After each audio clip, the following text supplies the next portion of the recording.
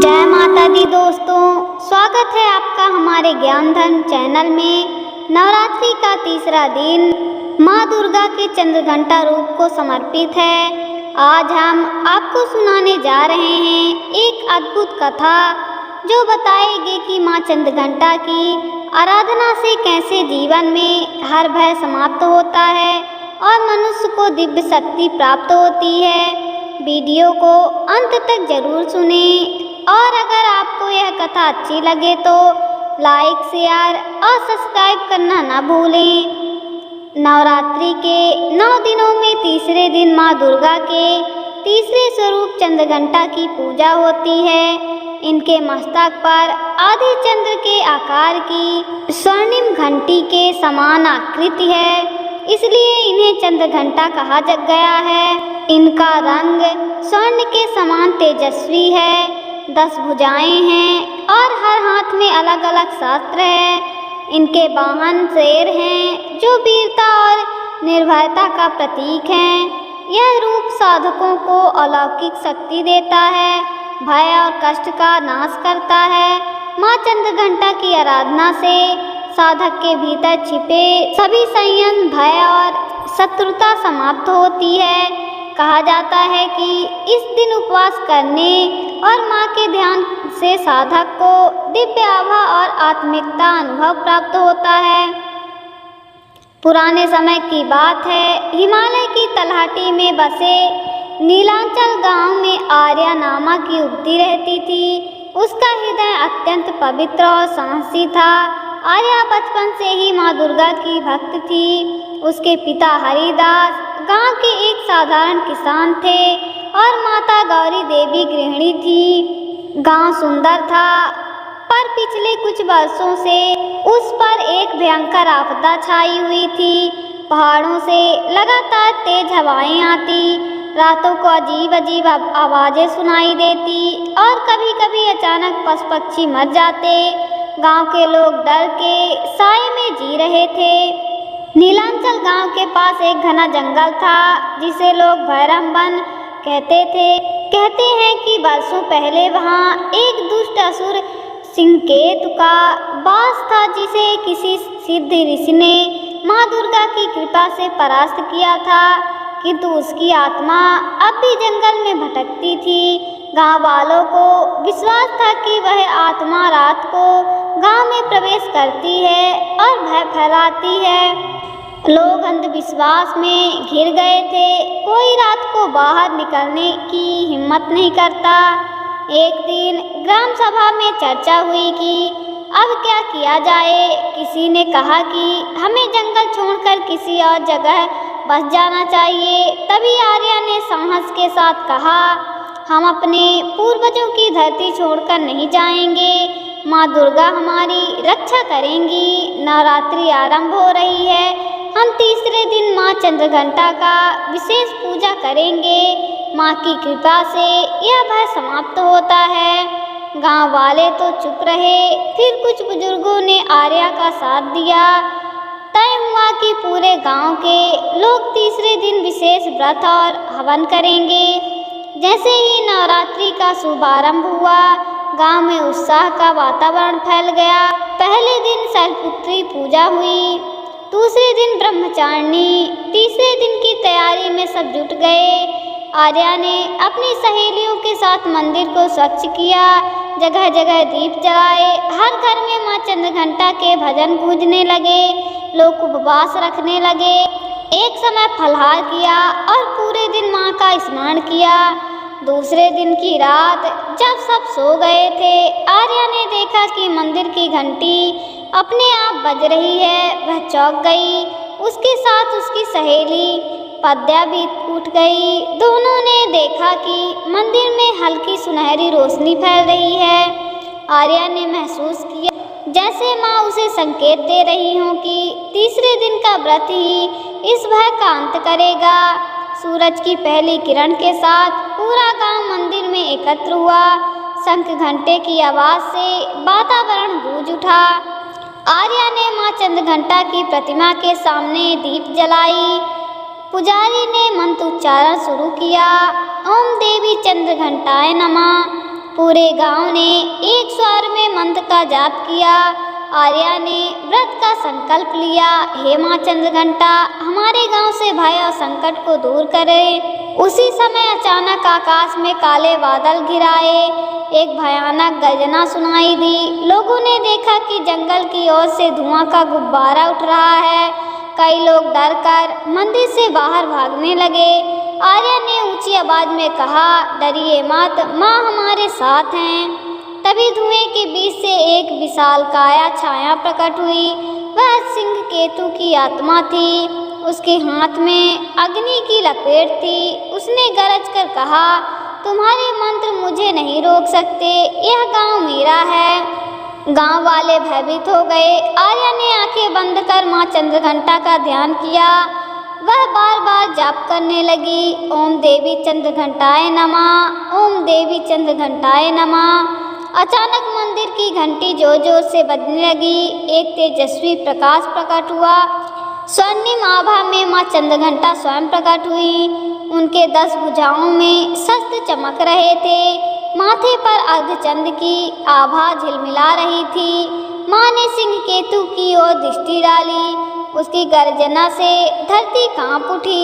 सिंह केतु डरकर पीछे हटने लगा। माँ ने अपने त्रिशूल से एक प्रचंड प्रकाश फेंका। असुर की अग्नि लपेट तुरंत बुझ गई। वह दर्द से चिल्लाया, माँ मुझे क्षमा करें। माँ चंद्रघंटा ने कहा, तुमने निर्दोषों को भय में डाला, यह तुम्हारा परिणाम है। जाओ, अब इस धरती को कभी परेशान मत करना। एक पल में वह आत्मा विलीन हो गई। आकाश साफ हो गया। गांव में शांति फैल गई। माँ ने आर्या और गांव वालों को आशीर्वाद दिया, तुमने जो व्रत किया है उससे तुम्हारा भय नष्ट हुआ। जो भी श्रद्धा से तीसरे दिन मेरा पूजा करेगा उसे साहस, निर्भयता और आंतरिक शांति प्राप्त होती है। इतना कहकर माँ अदृश्य हो गई। गांव में हर्ष की लहर दौड़ गई। लोग नाचने गाने लगे। बुजुर्गों ने कहा, सचमुच माँ चंद्रघंटा की कृपा से भय और संकट का अंत हो गया।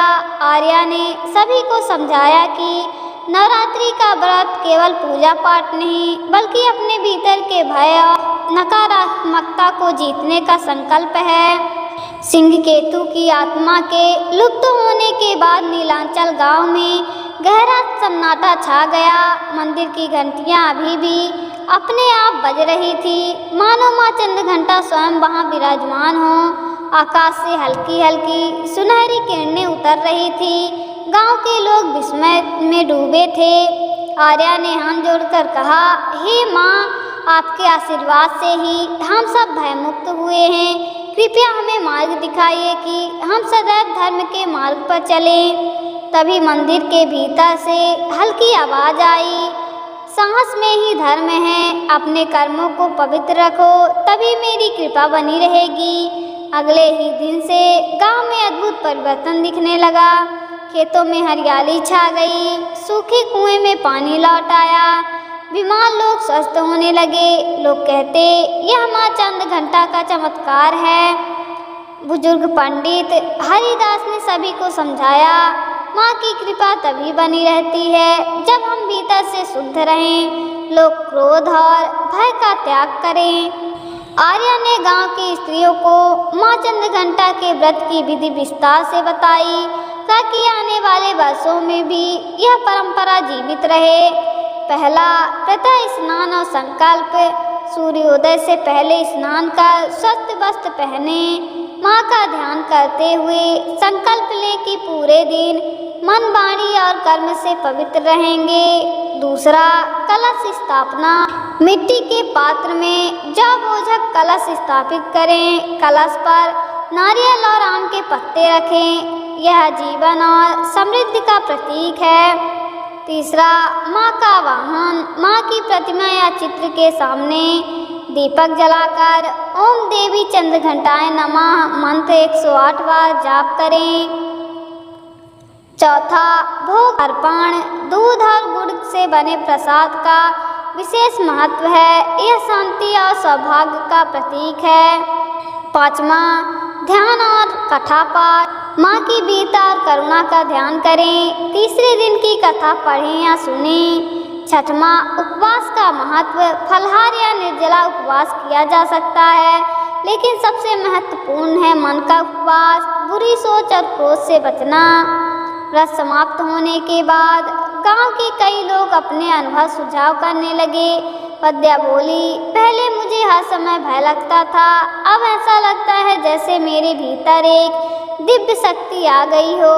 किसान मोहन ने कहा, मेरे खेत कई साल से सूखे थे, माँ की कृपा से पानी लौट आया। यह केवल संयोग नहीं है।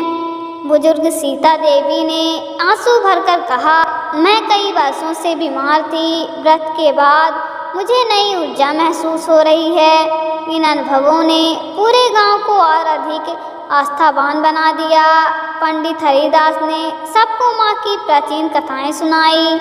असुरों का नाश। पुराणों में वर्णन है कि जब असुरों ने देवताओं पर आक्रमण किया, तब माँ चंद्रघंटा ने अपने सिर पर आरूढ़ होकर त्रिशूल से उसका संहार किया। भय का अंत। माँ का अर्धचंद्र उनके शांति स्वरूप का प्रतीक है और घंटा दुष्ट शक्तियों को भयभीत करता है। इन लीलाओं से लोगों को समझ आया कि माँ का स्वरूप केवल बाहरी नहीं, बल्कि हमारे भीतर के डर को हराने का भी प्रतीक है। नवरात्रि के 9 दिनों के बाद भी आर्या हर सुबह माँ का ध्यान करती रही। उसने गांव के बच्चों को मंत्र सिखाया, ओम देवी चंद्रघंटाए नमः। धीरे धीरे बच्चे भी निर्भीक और साहसी बनने लगे। आर्या ने अपने माता पिता से कहा, अब मैं हर वर्ष इस व्रत को पूरे गांव के साथ करूंगी, ताकि कोई भी भय में न जाए। वर्षों बीत गए। नीलांचल गांव समृद्ध और संपन्न रहने लगा। आर्या के प्रयास से वहां हर साल भव्य नवरात्रि उत्सव होने लगा। आसपास के गांवों के लोग भी इसमें शामिल होने लगे। लोग कहते थे, यह सिर्फ पूजा नहीं, यह भय पर विजय का पर्व है। माँ चंद्रघंटा का तीसरा दिन हमें यह सिखाता है कि साहस सबसे बड़ा साधक है। भय केवल अज्ञान है, ज्ञान और विश्वास से उसका अंत होता है। व्रत केवल शरीर का नहीं, विचारों का भी शुद्धिकरण है। जो लोग इस दिन श्रद्धा से उपवास करते हैं, उन्हें न सिर्फ मानसिक शांति मिलती है, बल्कि कठिन परिस्थितियों में अड़िग रहने की शक्ति भी प्राप्त होती है। नवरात्रि के अंतिम दिन जब कन्या पूजन हो रहा था, अचानक मंदिरों में हल्की घंटियों की आवाज गूंजने लगी। लोगों ने देखा कि माँ की प्रतिमा के माथे का अर्धचंद्र पहले से अधिक तेजस्वी हो उठा है। पंडित हरिदास बोले, यह संकेत है कि माँ की कृपा हम पर बनी रहेगी। हमें सदैव धर्म का पालन करना होगा। सबने मिलकर माँ का आशीर्वाद लिया और संकल्प लिया कि वे हर वर्ष पूरे उत्साह से नवरात्रि मनाएंगे। मित्रों, आपने सुनी नीलांचल गांव की यह प्रेरणा कथा, जिसमें माँ चंद्रघंटा की कृपा से भय और अंधकार का अंत हुआ। इस तीसरे दिन का व्रत हमें साहस और शक्ति देता है और यह संदेश देता है कि असली शक्ति हमारे भीतर है। अगर आपको यह पूरी कहानी पसंद आई हो तो वीडियो को लाइक करें, अपने प्रियजनों के साथ शेयर करें और हमारे ज्ञानधर चैनल को सब्सक्राइब करना ना भूलें। जय माता दी। मिलते हैं फिर नई वीडियो में।